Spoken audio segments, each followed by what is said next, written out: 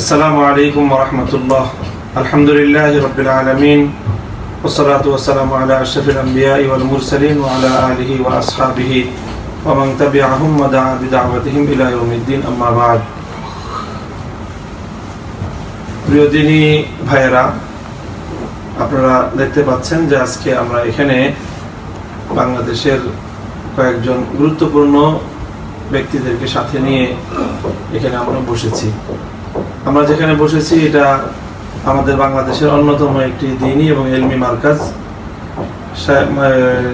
শেখ জাকারিয়া রহমতুল্লাহ আলাইহি মাদ্রাসা, মার্কাজুশ শেখ জাকারিয়া রহমতুল্লাহ আলাইহি। এটি আমাদের বাংলাদেশের শীর্ষস্থানীয় আলেমে দ্বীন মুফতি মিজানুর রহমান সাঈদ দামাত বারাকাতুহুল আলিয়া হযরতের প্রতিষ্ঠিত এবং ওনার পরিচালিত মাদ্রাসা। আমরা হুজুরের কাছে এখানে সমবেত হয়েছি এবং আজকে আমাদের এই বৈঠকের মূল বিষয়বস্তু ছিল যে কিছু বিষয় আমাদের মধ্যে একটু ভুল বোঝাবুঝি এবং কিছু বিষয়ে মাঠে ময়দানে কিছু বিতর্ক তৈরি হয়েছে, অনভিপ্রেত কিছু বিতর্ক আমরা বলবো। সেই বিতর্কগুলোর অবসানের লক্ষ্যেই এবং আমাদের কিছু ভুল ভ্রান্তি থেকে থাকলে সেই ভুল ভ্রান্তিগুলোর ইসলাহ এবং তার সমাধানকে লক্ষ্য করেই আমরা এখানে সমবেত হয়েছে এবং বসেছি। আমাদের আজকের এখানে উপস্থিত আছেন আমাদের বাংলাদেশের একজন খ্যাতিমান ইসলামী আলোচক মাওলানা হাফিজুর রহমান সিদ্দিকী, উপস্থিত আছেন বাংলাদেশ খেলাফত মজলিসের যুগ্ম মহাসচিব মাওলানা আতাউল্লাহ আমিন, উপস্থিত আছেন হযরত মাওলানা কিফায়াতুল্লাহ আজহারি, বাংলাদেশের অন্যতম একজন ইসলামী আলোচক আলেমে দ্বীন আমি মামুনুল হক, এবং আমার সাথে আমার পাশে উপস্থিত রয়েছেন আমাদের আজকের বৈঠকের মুরব্বী হযরত মাওলানা মুফতি মিজানুর রহমান সাঈদ দামাত বারাকাতুহুল আলিয়া।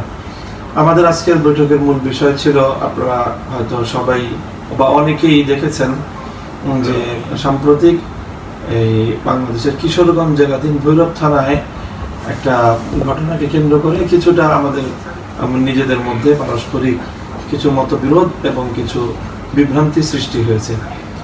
ঘটনার সূত্রপাত আপনারা অনেকেই জানেন যে আমাদের ভাই মাওলানা হাফিজুর রহমান সিদ্দিকী তিনি ভৈরব ওখানে একটি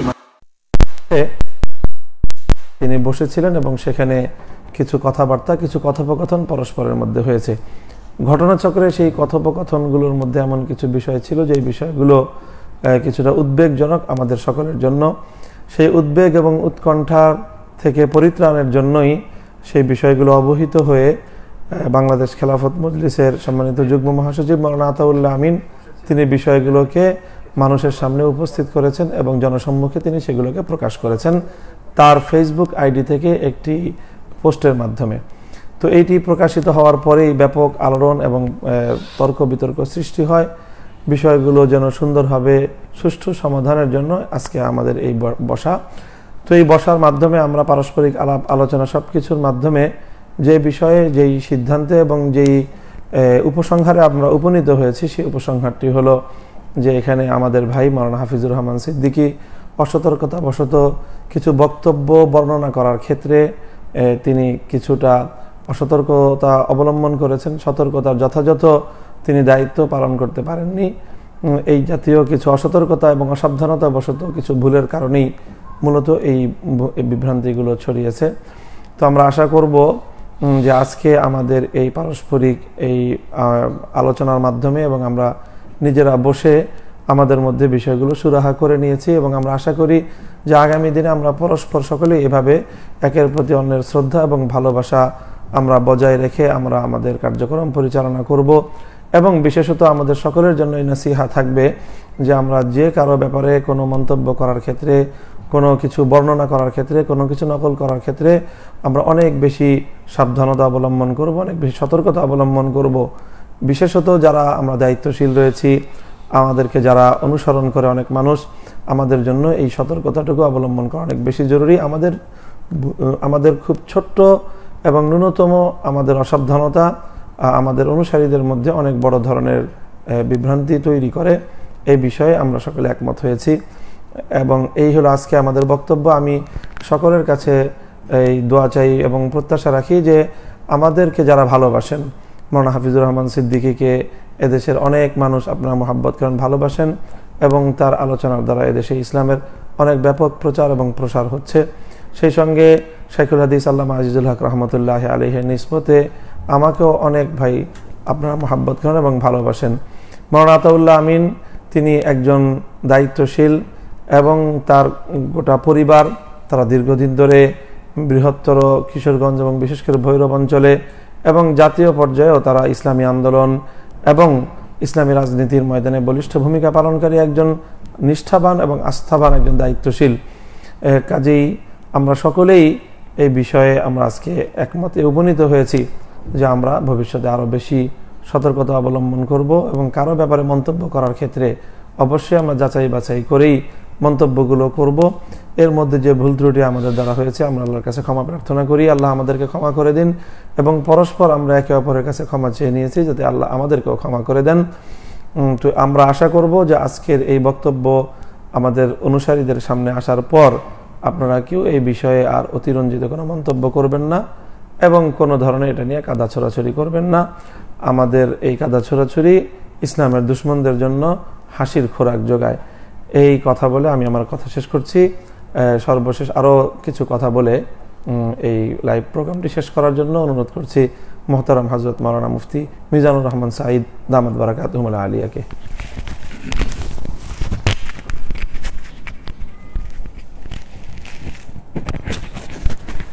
আলহামদুলিল্লাহি ওয়া কাফা ওয়া সালামুন আলা ইবাদিহিল্লাযীনা ইসতাফা, আম্মা বাদ।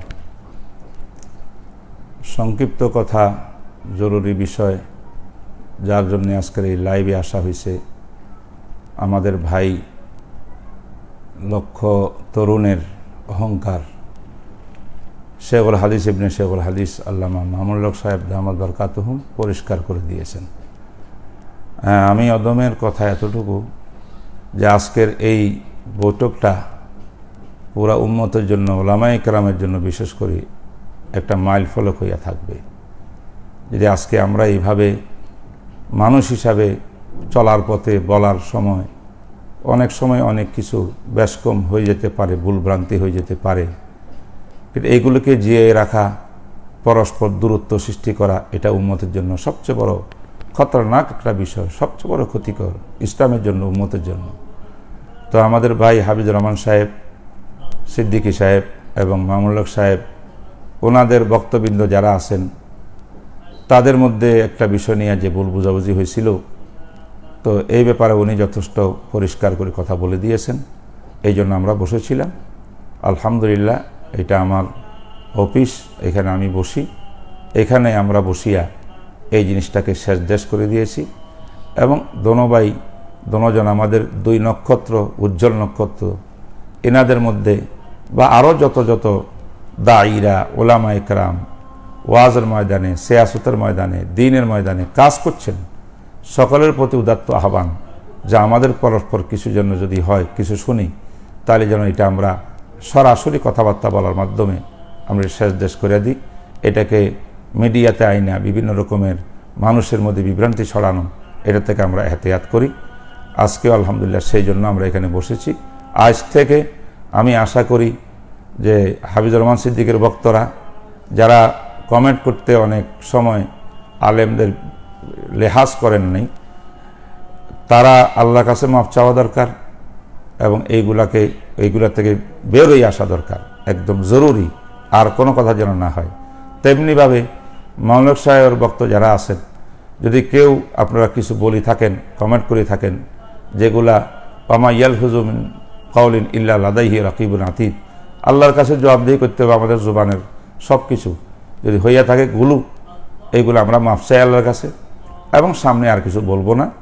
এবং আমি আশাবাদী মামুন সাহেবের কাছে এবং হাফিজুর রহমান সিদ্দিকী সাহেবের কাছে, ওনারা এই জমিনের মধ্যে দ্বীনের কাজ করতেছেন বিশাল আকারে।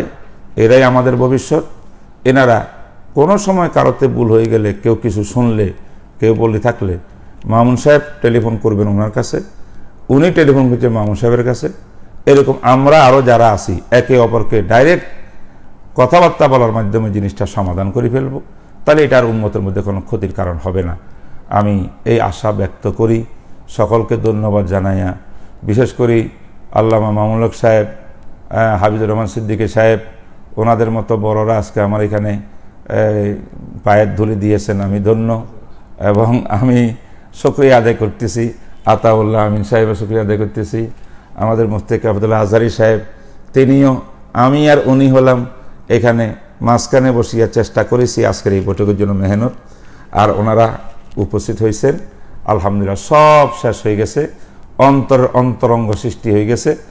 এইটা যেন বাকি থাকে মওত পর্যন্ত, মৃত্যু পর্যন্ত, সেই তৌফিক আল্লাহ পাক সবাইকে দান করুক। সমস্ত আহলে হক উলামায়ে কেরামকে এক ও নেক হয়ে কাজ করার, আল্লাহর জন্য কাজ করার সবাইকে তৌফিক দান করুক। ওয়া আখিরু দাওয়ানা আলহামদুলিল্লাহি রাব্বিল আলামিন।